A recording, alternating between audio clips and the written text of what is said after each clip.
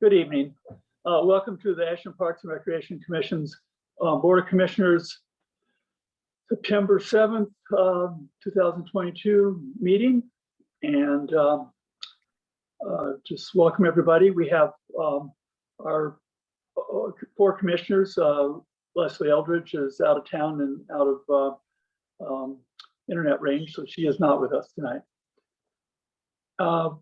So meeting called to order. And the first item on our agenda is the Oak Knoll Golf Course Irrigation Report. Michael Black, take it away. After you take it off mute.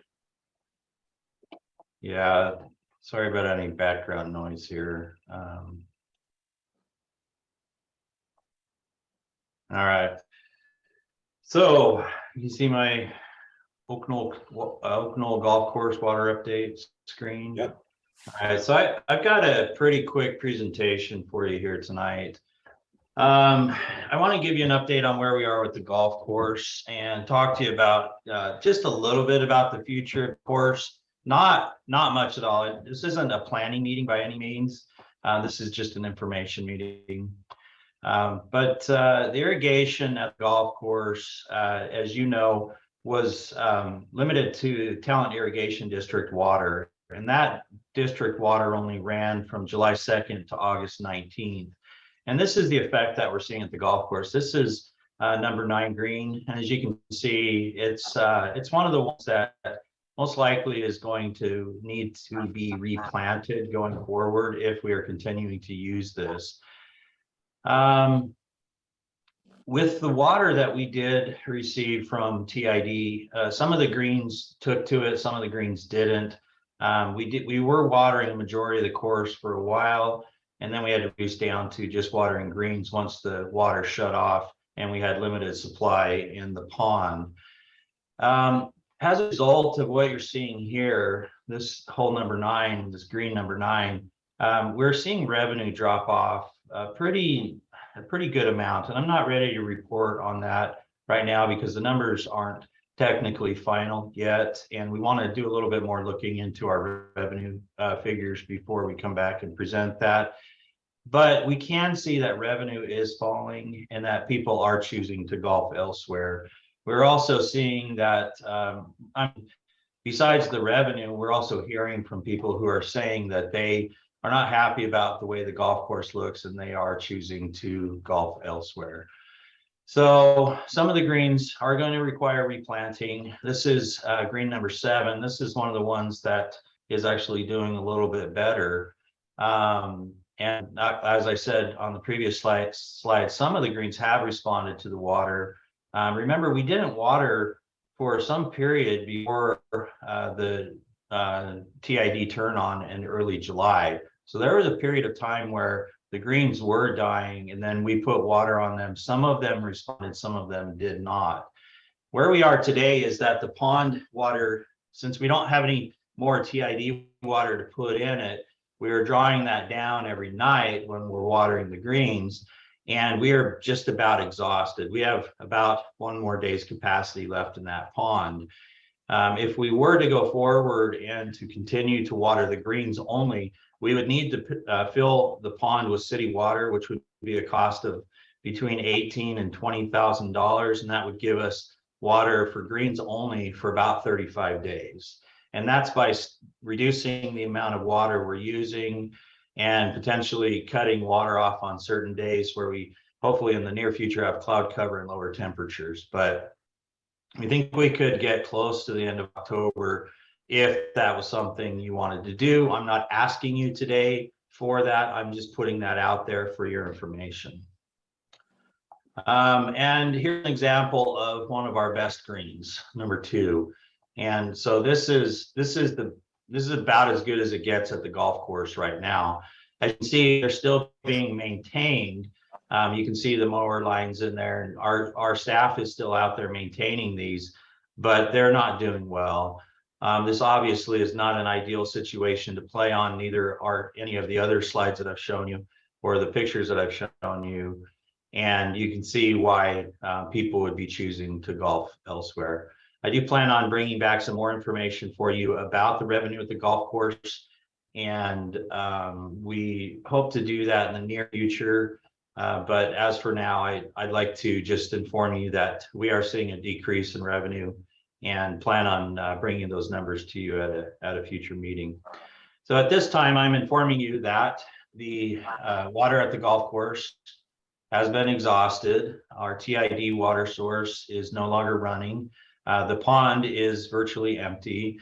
And if the commissioners wanted to continue to water at the golf course, it would cost $20,000 to fill that pond, and it would last us a little bit over a month.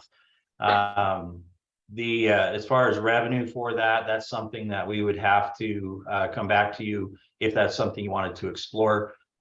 We do not have a revenue source for that right now, but that is something that we could look at if you want us to.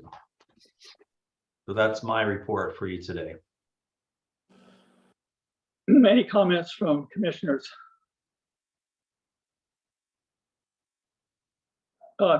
Commissioner Bill. So if we were to put $20,000 into city water for the golf course, you would need to have a yes or no about that fairly soon, because you have 1 day's water supply left, right?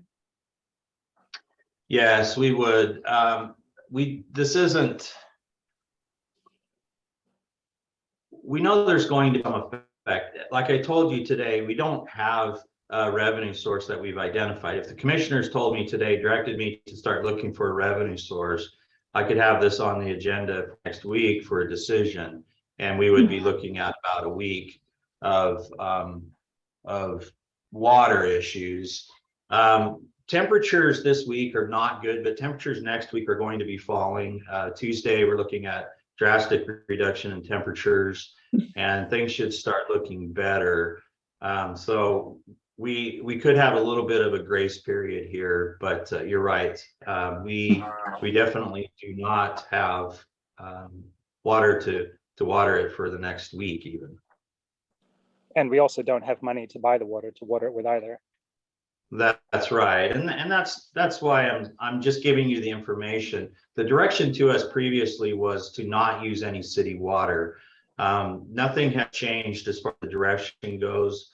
So we don't have the tap ready to turn on or anything like that. I'm just letting you know, just giving you information. Okay, thank you. Commissioner Lewis. Capacity at Reader, I haven't been keeping up on that. Is anybody familiar with what type of capacity we have up there? Because I mean, there's the golf course, and then there's like people's landscaping, and we have to balance a lot of that. It looks pretty bad at the golf course, and I'm not sure if we're going to be getting into curtailment if the rains don't come.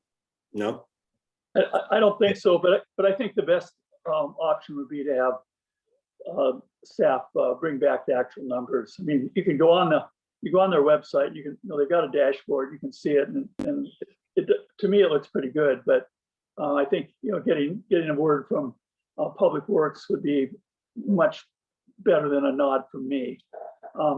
I'm suggesting that we have staff come back next week with a concept for how we would pick, where the $20,000 would come from, and with the information about Reader Reservoir, which would be really simple to find, and any other information that we might need, so that we can make a decision on whether to try to salvage the greens that are salvageable, at least at this point. Any objection to that from anybody? No, that sounds fine to me. I'm curious if anybody, so none of the other golf courses are municipal golf courses, and so they buy their water from wherever it is that they want to buy it from.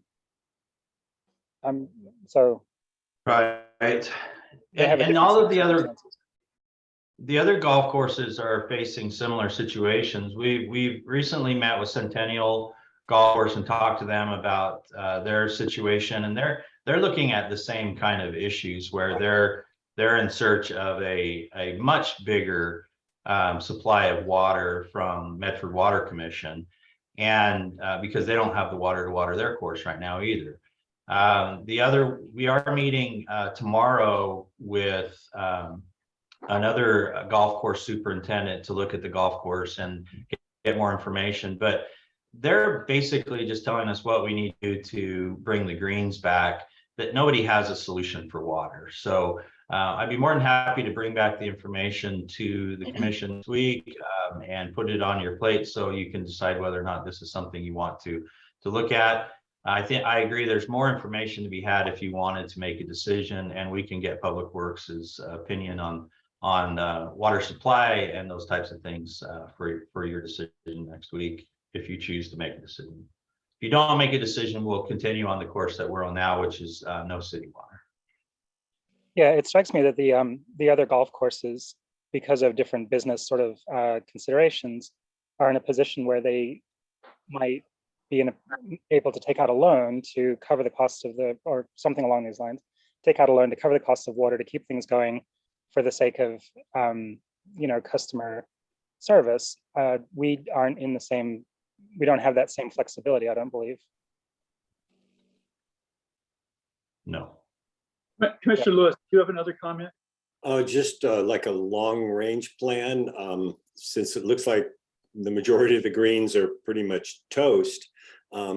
If we don't get snowpack and can depend on TID for next season, we need to talk about how we're going to keep this thing floating in the meantime, whether we're going to, it's pretty much a lost cause this season, but if we do get a snowpack and we are guaranteed a fairly decent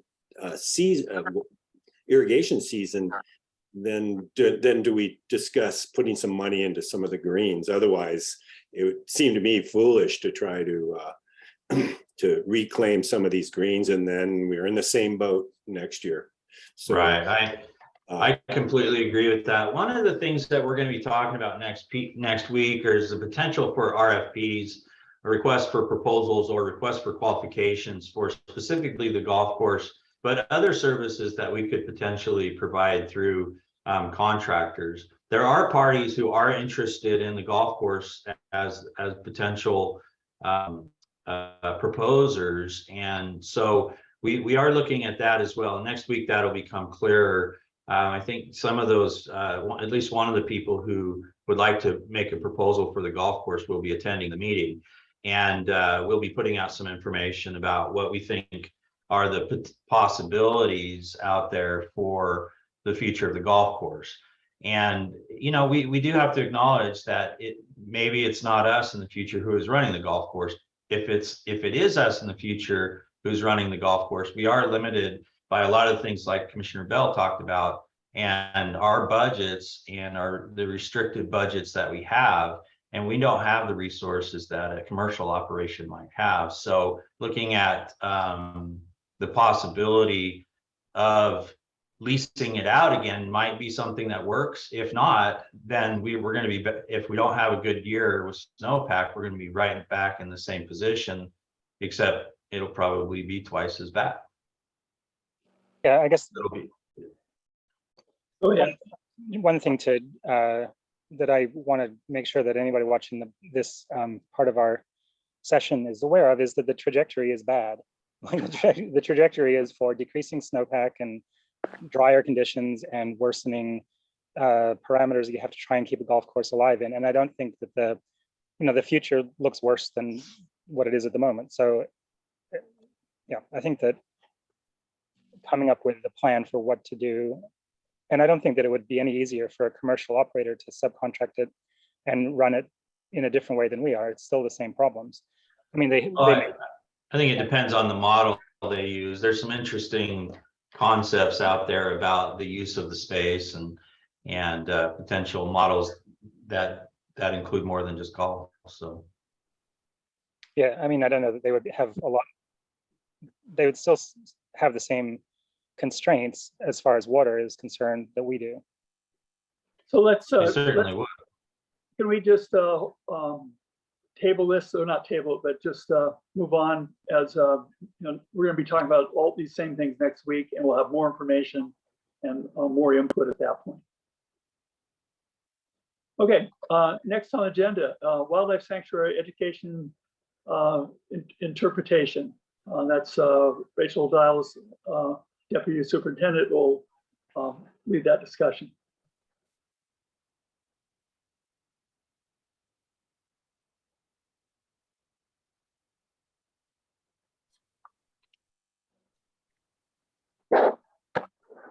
Rachel, you are on mute.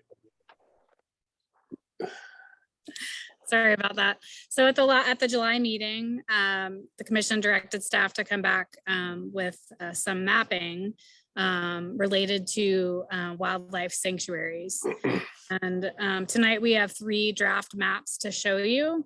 The idea of these areas, once designated, would give users some education as they move through the site, and pause as they use the space and educate them on why certain activities can have a negative impact. I did walk all 3 of these sites recently, and one of the suggestions that has come up, kind of doing some research on what other agencies do, is potentially not using the word wildlife sanctuaries, because that could imply that we're committing to special protections or long-term planning for those areas. And right now we're just kind of looking at educating the public and kind of showing them how to use the actual space. So I did put wildlife habitat zone on the map itself. That's something that we can discuss tonight. So these maps, the first one is the Riverwalk area. And let me see, make sure that, can you all see everything okay? Mhm. Okay, so if you look at the map, sorry, down below here, this is the, over here is the entrance. The main entrance is right off North Mountain Avenue here. And that would be an entrance that we would recommend, some kind of educational signage that staff would create after the fact. The other area that that we looked at for signage was also off of the Greenway. Oh wait, no, that's Ashland Pond. Sorry about that. So this is Riverwalk. And I think that's all I have for this one. So do you want me to just move through the maps for now? Do you have any comments? Well, I think there's a couple of other entrances that you probably want to also sign. One would be at Sleepy Hollow, and the other would be at, I don't know the street, but it's at the very bottom of your map. Very bottom. It's off the. Oh, right here in this area down. No, the other, to the left of that, where that orange vertical line is. Oh, here on Briscoe Place. Yeah. Briscoe Place. Okay. Right. Okay. Sleepy Hollow, Briscoe Place. Any other comments? Oh, go ahead. And it may be the place you first noted. It's kind of on, I guess that's Briscoe Place still, where there's, again, at the bottom, there's kind of a dark green, kind of a tadpole shape on the lower right. Yeah. Right above, no, above that, up to the right there, that area there. Oh, yeah, that's, yeah. It's kind of a broad open area, and there's multiple places to get in there. So I don't know if it's possible to sign that or not. Yeah, we that was an area where there is some signage right below that, where people kind of exit. And so we could definitely look at, there's already signs placed in some of these areas that we would just look at, creating or, or adding to or recreating the actual sign itself, just to be more consistent throughout the areas. Is there any other questions on this one here? Comments? Okay, I'll move to the next one here. Let's do Ashland Pond. Here's Ashland Pond. Hold on, I gotta move my whole thing down. And Ashland Pond was one of the ones that we looked at. We have signage as you first come in. off of North Mountain Avenue. Or sorry, off of, what's that road? Glendower. Yeah, Glendower. So you're coming off Glendower and there is already signage there. So definitely we would want an area to continue that signage in that area. But also another area that we talked about was kind of as you come into the site, because people could be, so kind of like towards the middle as you're coming around the first loop, because people could enter from there from other ways. Because there is a way to enter the site off of the Greenway. Oh, So- are you sure? I don't know how you would do that. Mhm. You have to cross Ashland Creek. There No. is, She's talking about the area on the north side of Ashland Creek that's Oh, still on this map. Okay, so we're talking about more than, so Ashland Pond includes the adjacent area. Okay, understood. Mhm. Yeah. Yeah, so and there is some signage there, so we probably want to reference that in some way.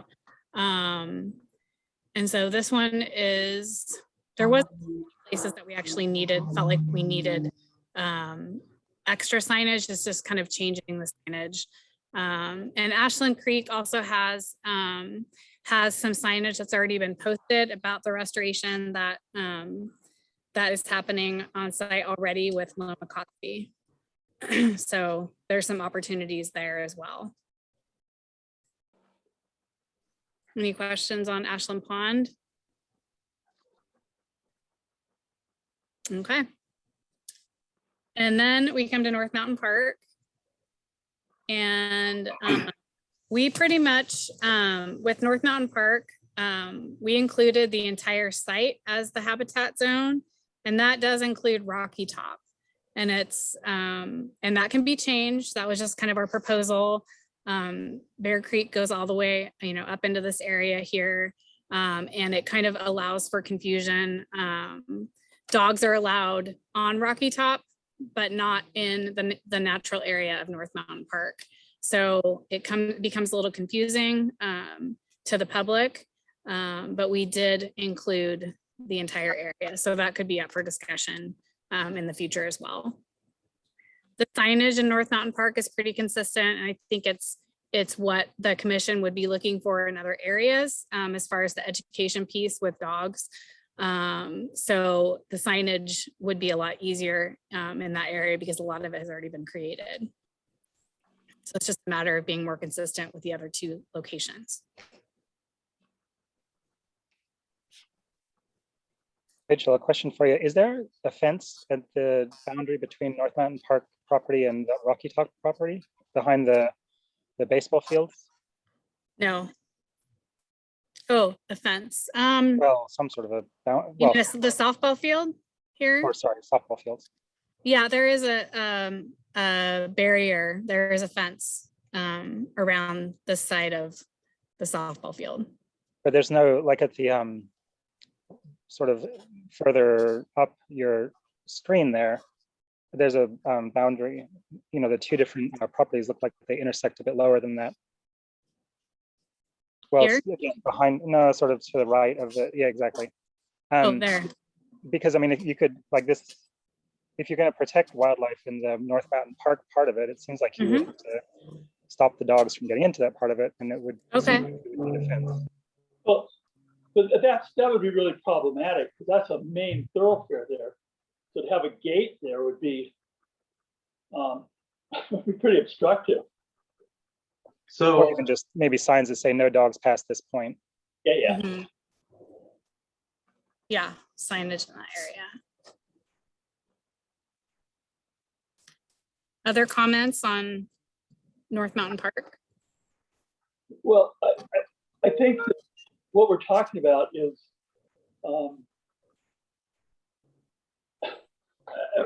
I think one thing that would make things easier is if we actually created a separate park for Rocky Top, because the way it is now, dogs aren't allowed in North Mountain Park, but part of North Mountain Park, actually they are allowed, which I can't remember when we approved that, but that does seem a little confusing. Mhm. And what could make it simpler is just make that neighborhood park, give it a different name. Mhm. Rocky Top, Rocky Top. great sound. Catchy. And, That does make sense. and Beach Creek corridor, that there should be plenty of habitat there for all kinds of stuff. Well, it's really an incredibly degraded habitat because of the cutting that's occurred there. You know, there's really no connection between the creek and the surrounding area. It's in a ravine, you know, sharply cut ravine, which ideally at some point would be rehabilitated, but at this point, it's not very good habitat. It has water in it though, I believe. I Yeah. haven't checked it out lately, but it's kind of an irrigation ditch almost, or some runoff from up above. And It definitely has runoff. yeah, anything that has water in it has some potential. And I would agree with you, Rick, that it's highly degraded. But it is a feature up there on that slope. Yeah, good point. It's better than nothing habitat. And, you know, we worked with Audubon on like the American Dipper and on Ashland Creek, and then Audubon was interested in the pond. And, you know, they seem pretty interesting group of people. And, you know, I know it's just a bird habitat, but there's a lot of bird habitat in that area we're looking at right now. And just, I guess we're really talking about signage and then, like you say, it's not a sanctuary. It's just, it Habitat. has some potential and it needs some work, but. Well, and to be clear on this, we're not proposing to change any regulations on any of these properties. And the only property that we've looked at that doesn't allow dogs is the North Mountain Nature Center area. All the other areas that we looked at allow dogs while they're on leash. And the idea when we first started looking at this was to try to better inform people of the area that they're going into, what the rules are of that area. And for instance, for Ashland Pond area, to help inform people why it's important that their dogs stay on leash as opposed to letting them run. And so Rocky Top, since dogs are allowed now, unless there was a change in regulations, that it would be the same as before, they would be allowed on leash. Yeah, I think that's really, you hit the nail on the, you hit the nail on the head, Michael, which is the idea of this is to emphasize the importance of following the existing rules as opposed to making new rules. So it's education based, but it really, if you're saying in your signage, hey, this is a wildlife habitat zone, you know, there's nesting, hibernating, feeding, young rearing, blah, blah, blah, whatever it is it's going to say. But that also does, in addition to letting people know that, hey, there's importance for why you need to follow the rules, it also gives license to other users to say, you know, hey, you probably didn't see that sign, but there's a sign there talking about the importance of keeping your dog on a leash. So it really helps people who are trying to remind people that, hey, you know, there's a reason for this. Right, and we do already have some of that signage created for North Mountain Park. So I think it would be a really easy transition to these other sites moving forward. So do you have one other site, Rachel? I only brought these three for tonight. Let me stop sharing for a second and then so we started with those three, and our plan is to move into look at one for Lithia Park, as well as I believe I heard Siskiyou Mountain Park. Is that correct? Those two. Are there any others? Or those? Those are the ones I'm aware of. There may be others, but that's all I'm aware of. Well, and it's just, for now, I think that's appropriate to focus on those, and then could be appropriate in the future to look at all open spaces to see what level of habitat we have and whether or not signs would be warranted in all open space areas. So. Yeah, but that urban forest interface area is more than, although Siskiyou Mountain Park is the largest chunk of it, there are other areas. Yeah. Commissioner Bale. One question about the signs. So I was up in Lithia Park at the swim reservoir at the upstream end of it. And at the time that I was up there, there was a whole bunch of kids playing in the reservoir, and there were 3 dogs in the reservoir, and one of them soiled the reservoir while the kids were all playing around the dog. And it occurred to me that the sign that's at the little entrance to that reservoir where everybody, follows into the reservoir, it does say no dogs, but it says it it's just very discreet and not very obvious. And so even though I got very upset at the person whose dog was creating a problem, I could sort of understand when I looked at the sign that if you just breezed through there, it wouldn't be easy to see it. So I know we've talked about how the signs are set up and how prominent they are and how bothersome it is to have lots and lots and lots of signs, but it seems that maybe the no dogs sign could be more apparent or featured in some places, particularly that place. Yeah, Commissioner Bell, that's a good point. We'll take a look at that area again with staff. Anything else on this? I guess what I would be doing next is going back and taking these comments and then working on the other 2 maps. So for Lithia and Siskiyou Mountain Park, and walking those areas and then bringing back another set for y'all to look at. And then I could bring it together as a package. Back to the commission as a package. And I think the end point here is an official designation by the commission, by the commissioners. And I agree that although I prefer 2 words to 3, I think wildlife habitat zone is the more accurate description, even though it adds an extra word.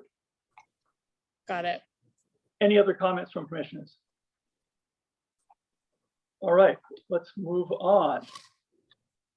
Next on agenda, Bluebird Park seating. And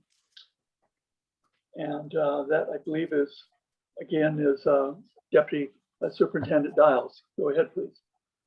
Okay, thank you. So back in July, the commission, we presented information regarding a proposed addition of restaurant seating at Bluebird Park. And this was the feasibility of modifying an area to accommodate that seating.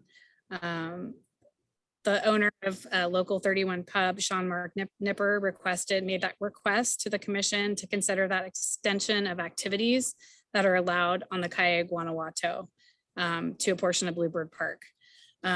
We did map out the areas. It was brought to you all 2 months ago.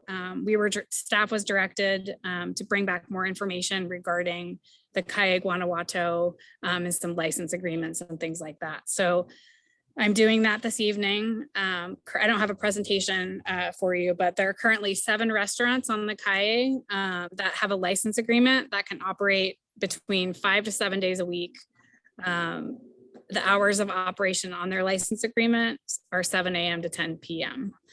The restaurants are required to obtain an LLC license specific for their approved outdoor seating area, and that is submitted with their signed license agreement.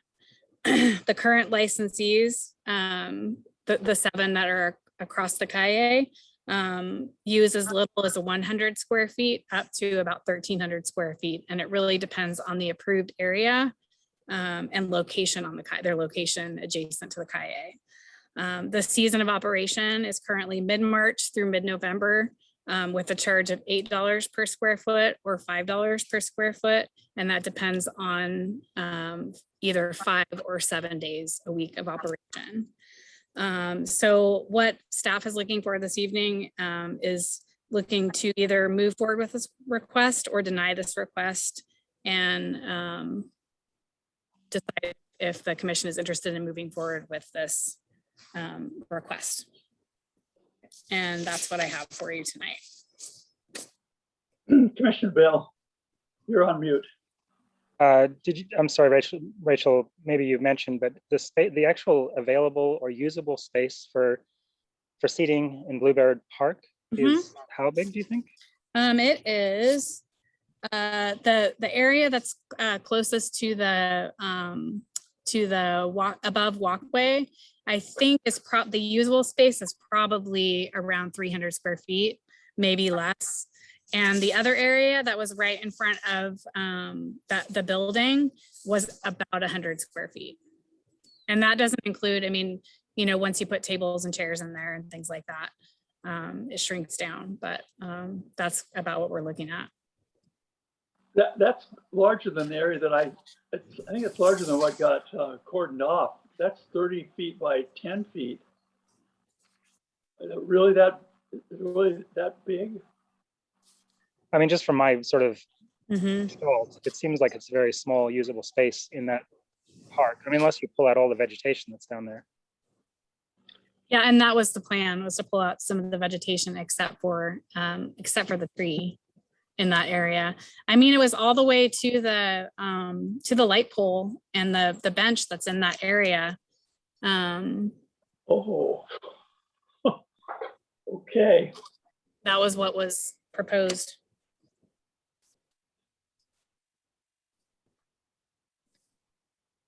Commissioner Lewis.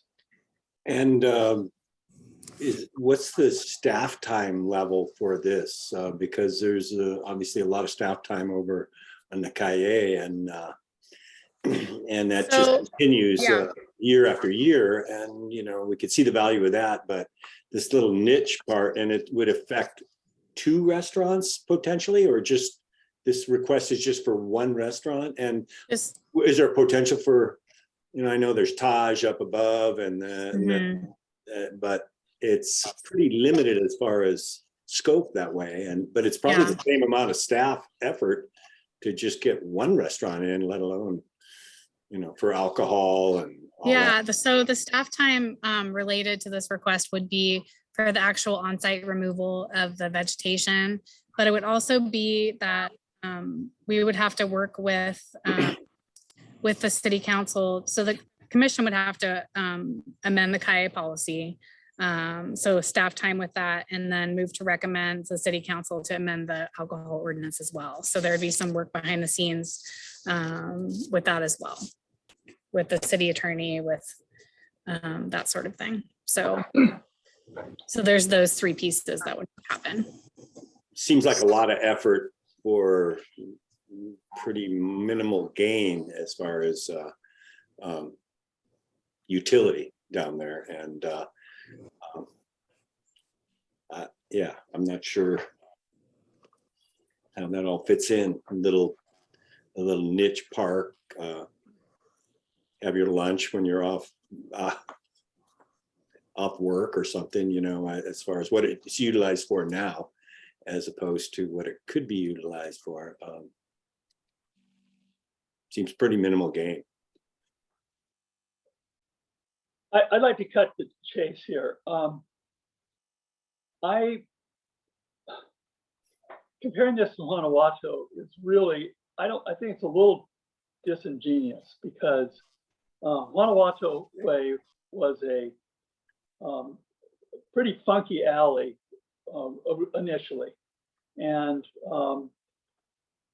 through a lot of effort and actually a lot of money, it was recreated into a really nice space. This, on the other hand, is a pocket park, a very small pocket park, and really what it's used for, I think, what I've observed is it's a respite area. People go and read a book, eat their lunch, just contemplate the creek. That's kind of the use of the park. And to take up a 30 by 10 area, remove the vegetation for commercial use in a park, which is very different from a what was an alley. But in this case, you're actually taking a park and you're basically paving paradise in a sense. And I just don't think that this is the time or place to get involved in that sort of a endeavor. It's gonna be a lot of staff time. I'm sure it would be useful to one commercial owner, but thankfully, this owner has large outdoor space at the other end of the building. So this would still be a minor part of their outdoor space. So I mean, I'm sure from their perspective, it was important, but I think we have to look at the whole city's importance, the whole city. And I don't see why we would want to take what's parkland and move it over to commercial use. I just don't think that the cost benefit is there. I agree with that. I do too. Can't hear you, Jim.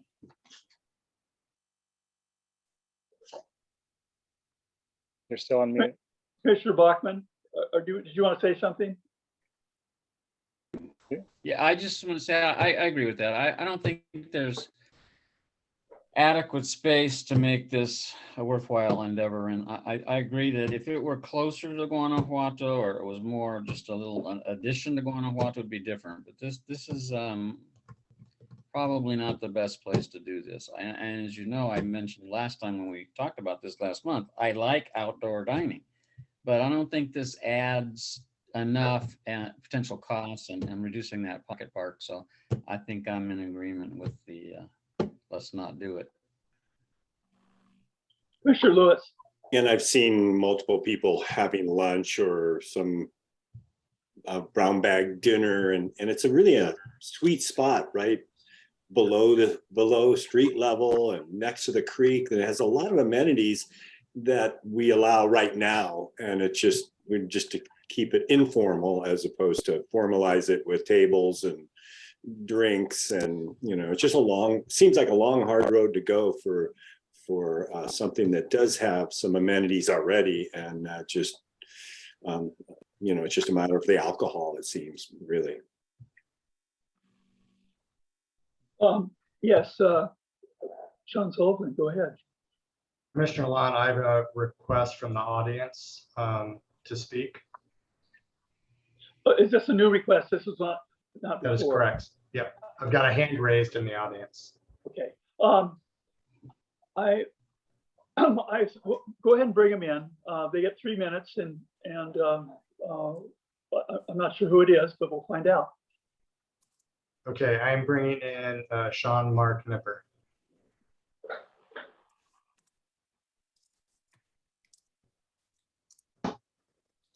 Can you hear me? Can you see me? Hello there. Hello.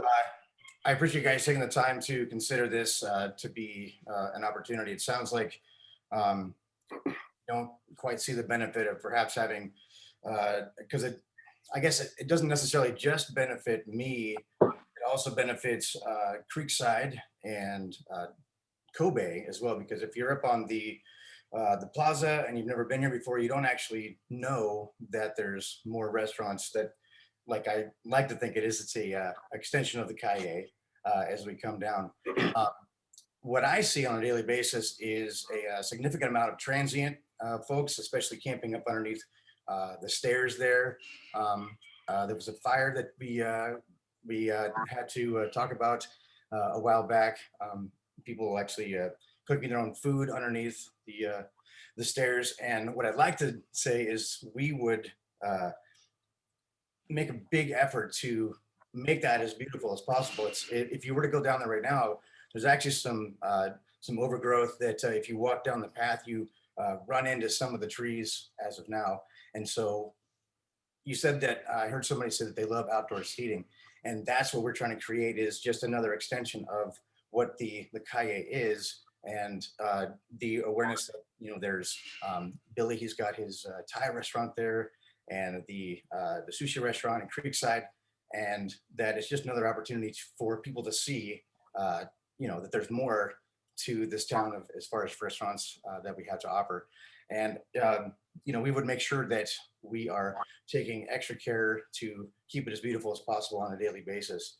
And you see, you know, if we could keep less transient people in there, I don't really see too many people actually having their lunch in that area.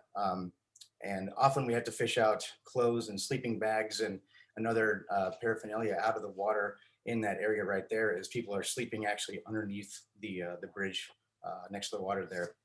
So we would want to make sure that we're taking care of that and make it even more beautiful as possible.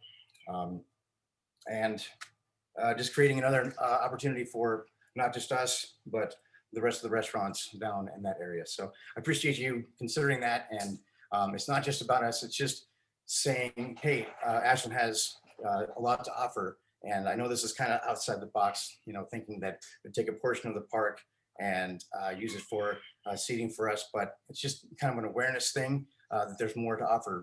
So I appreciate you allowing me the time. Thank you. Thank you.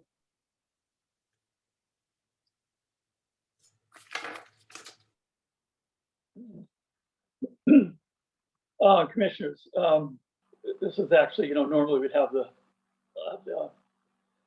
public input before our discussion, but again, and we try to be as public community, open the community as we can be. So that's why I allowed Mr. Nipper to speak. Are any commissioners want to make any other comment at this point?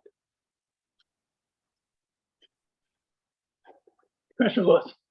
It seems like getting the alcohol use is probably the hardest of the staff, I'm guessing.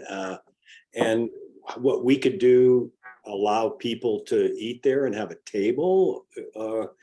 You know, what's the fallback position without having to go through a lot of staff time and just make it not an extension of the cahier, but just something different where you can have a place to sit down and enjoy a meal. But if it's the alcohol thing that it's going to take a lot of work, that seems like just too much work to have staff do for such minimal gain. But you know, to have people enjoy that spot and actually be able to talk and hang out and eat on their own.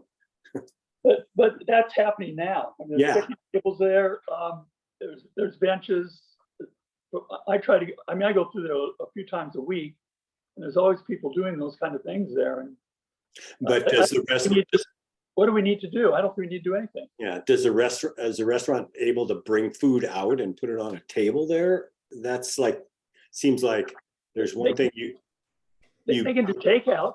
Yeah, that seems like a good fallback position of what we already have there, as opposed to having staff, you know, the alcohol thing. I mean, not that I'm a teetotaler, but it just seems like a lot of work for minimal gain of a place that is fairly an enjoyable little area that we want to. And we have a homeless problem all over the park system, and it would be nice if we could maybe deal with some of that in some way. And I'm not sure what that is, make it less convenient to camp. But you know, we probably are trying to do that all over the park system, not just, yes. Director Black, go ahead. So We have information to share. I do, and I just need to point out that you know, we need this kind of going towards what sounds like a decision, but I just want to point out that there's no decision here. The commissioners are discussing whether or not a proposal that we brought forward should continue to be worked on, and we need to know clearly if the commissioners support staff working on this or not. So I hope that at the end of this conversation, you'll be able to do that. And to the point of fallback position, there is no fallback position. There's no, besides taking food out on your own just as an individual and sitting on the bench and eating, besides that, there's no opportunity at Bluebird Park for restaurateurs unless they were to get permission from the parks commissioners to set up a table for, so, you know, vending or whatever you want to call it. So it's either we go forward and we investigate this with the potential to do this, or there is no other option for them serving outside of their restaurant here.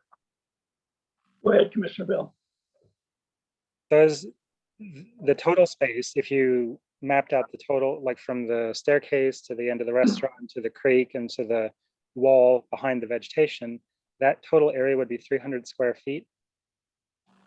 Like if you just, you know, poured concrete across the top of it and just made it flat. So I think we need to look at that a little closer. I think we need to get that. I mean, decide what you're going to do tonight, but don't base it on that square footage, because I think we need to get that just a little bit closer. well, I think so. One thing that I think that Mr. Nipper has a reasonable point. I think that there's a value to having a business or a value to having people in that area to minimize use of the area by homeless people. And I think that there's, and I think that if it could be a mixed use space, then that would be a lot more palatable. But it just seems to me that the proposal is mostly to turn it from a park into a commercial space, and not something that would be, you know, that would be easily used by somebody that wasn't at the restaurant. And so, but it's, I mean, I think it depends a bit on the actual size of the space. I just, But I don't think it really matters, the size. The point is, we're taking part of a existing park and commercializing it. And I question whether we want to get involved in that. I already know people who are very upset that's even being thought about. It's just another example. I mean, it's another opportunity to have a controversy that we don't need. And it's not, I just don't see why we would want to, at this point, consider taking a park, making part of that park into a commercial space. Yeah, go ahead. just to answer Commissioner Bell's question, I did look in the last packet from the July meeting, and it looks like the area that's next to the city, that area is approximately 350 square feet. And the other area that's closest to the building is approximately 100 square feet. So.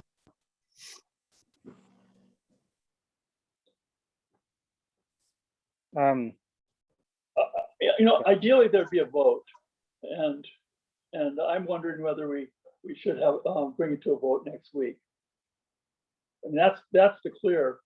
But we could. Director Black, you want to give me a little hand here? Sorry, you froze for a second, I think, or I froze. What was the question? If it seems like you're saying you need direction, and yet we're at a study session where we can't vote on it. Is it really sufficient to have nodding heads?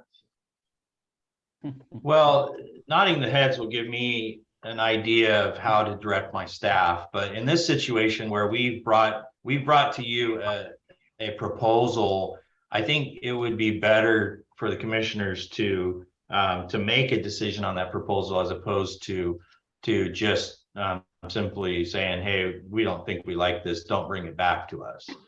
So that would be my point of view on it. So Commissioner Bachmann.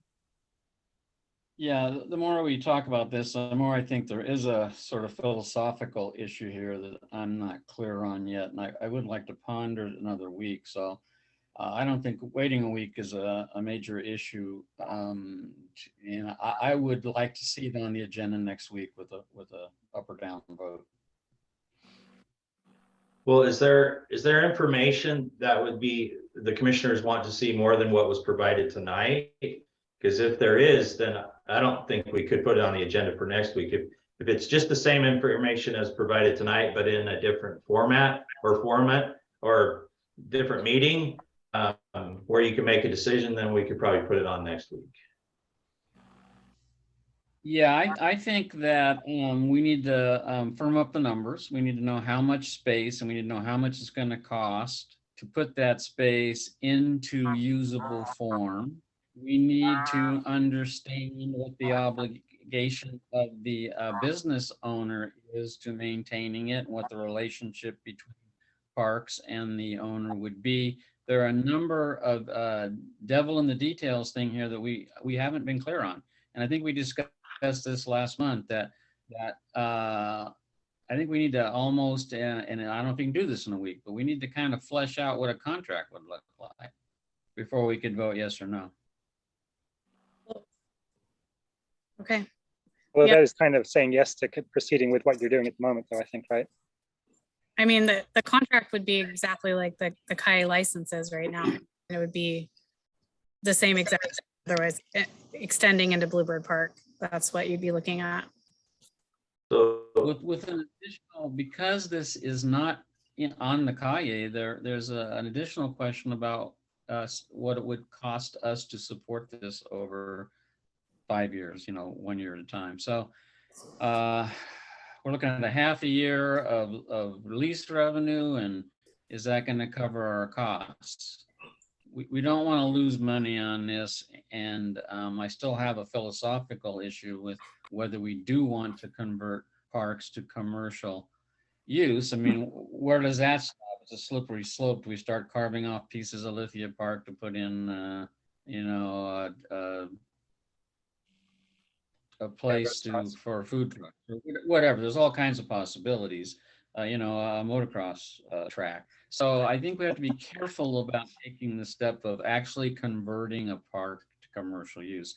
I'm agreeing with Chairman Lant on that idea. This is more than just pushing the alley out because this is an existing park. So it's a big policy. It's a policy issue. We have to think about it. And we certainly don't want to lose money. Director Black. Rachel, is there still the desire to rent the space at the present time where alcohol is not allowed, or would it be all predicated on alcohol being allowed there eventually? My understanding was it was predicated on alcohol, but if we had to take one step at a time and just approve the no alcohol, prove it, move forward without alcohol, there may be some interest, but I haven't specifically asked Mr. Nipper that question. Okay, so I was only asking to determine whether or not we could bring this back for next week, but if it's just about the information that we've already presented, we could bring it back next week. If you do want all of those things buttoned up and a potential Awesome. contract and all those types of things, we can't bring it back next week. We only have till tomorrow, possibly Friday, to get the packet out. And actually, I think that there's I have a couple other questions. One is, who would pay for the paving of Paradise? I assume if you're gonna put chairs on it, you're gonna have some kind of a paved surface. So who's paying for that? And where does the money come from? And then the other question is I'd like to know, they're talking about a landscaped area around 450 square feet is what has been stated tonight. I would like to know how many square feet of landscaped area there is in this park, and what I would call for it would not include underneath the bridge, would not include underneath the steps, but it would include between the park and Water Street. How many, how much is there? How much of impact or percentage-wise we talked about? That shouldn't be fine, but that would be something I'd like to have. Okay. So I'm going to suggest that we get all of our ducks in a row, get our information together. We have a chance to talk to Mr. Nipper and return to you with these questions answered, and ask for the commission to make a decision on the October business meeting. Okay. Yeah, I support that. Okay. All righty. Well, we've come to the end of the agenda. I'm going to add one item here, which is items from commissioners. Any commissioners have any items? Commissioner Bell. I just wanted to make, just to reinforce the idea that I think that we need better signage for, or signage that's more visible for people with dogs particularly. So I just think it's very easy, you know, as your dog runs into some park, to not look at the sign as you're heading in there. Well, I'd also like to point out, though, that the majority of parks, dogs are allowed, but it's a leash, and the leash law is not a parks rule. It's not a city rule. It's a county rule. So, you know, every dog should be on a leash wherever they are at a minimum. But in Lithia Park, there is a further rule, and so for there, that does make sense. Any other items? Commissioner Lewis. I just want to make a comment on the recreation pamphlet that came out. We take a lot of flack for what we don't do, but when you read through that pamphlet, there's an amazing amount of potential recreation that we're offering the community, and it's you know, it's pretty amazing. You flip through it and you realize there's so many interesting things that we have a potential of doing, and we've done it, and then we put it out there, and it's really really excellent. Thank you, Rachel. Yeah, agreed. Okay, I have one item, and that is that I'd like added to the agenda next week, a discussion and possible vote related to the two ballot measures, action ballot measures, one relating to the city charter as it relates to parks, and one funding measure which indirectly relates to parks. So I'd like those added to the agenda. Commissioner Bachmann. I'll second that. We'll get those added to the agenda. Thank you. Okay, well, is that really true? It's 7:02, and I want to thank the commissioners and Mr. Nipper for the comments, and I'm going to call this meeting adjourned, and thank you very much for your attention. Thanks. Thank you. You. Good night. Good night. Good night. Good night.